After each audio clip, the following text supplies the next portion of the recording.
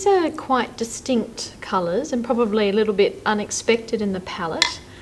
How would you work with these? These colours are included because I really didn't want the new colour palette just to be a dumbed down palette. I wanted to be able to allow for people to be quite creative and create some unexpected pairings, because as a designer, that's something that I find really important. I'm not always offered that opportunity. Why don't I show you how these might work? Okay. I suppose you'd call them more fashion colours than colours you would expect in a facade of a building. Yes. But I think, again, that's just a very predictable way of looking at colour, whereas with a little bit of thought, the lighting on that pink is beautiful. Yes, it seems to be the colour of the day. This is another one of the colours which I think would work in really well with that as well. And let's see. So as you can see, I'm taking it from something that might look a bit extreme, Yeah. and bringing it into these warmer, more muted colours and creating a different kind of a balance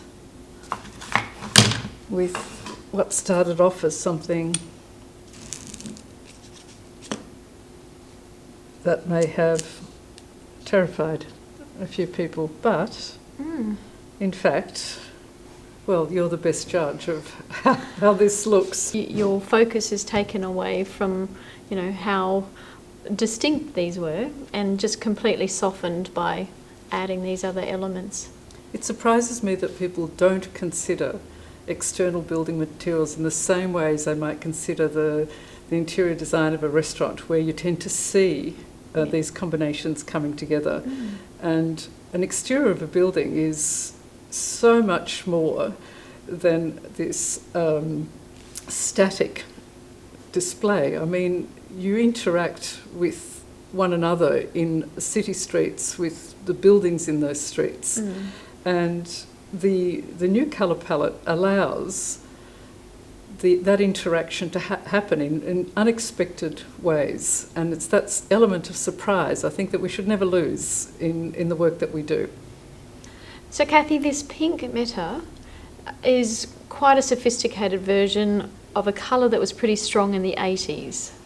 Can you kind of give a bit of background to how you see this colour working? Are you talking about the salmon pinky idea? Yes. There's no such thing as a new colour. I think technology enables us to have different effects. The thing that makes the biggest difference is what you put with it. So in the 80s you wouldn't have seen a palette like this, and what makes this colour sophisticated is the fact that it now sits alongside other materials, other colours, other finishes that speak of life now. So there's nothing retro about it. So colours may evolve, but generally you find that it's just the way they're used and what they're put with that gives them that sense of being more contemporary.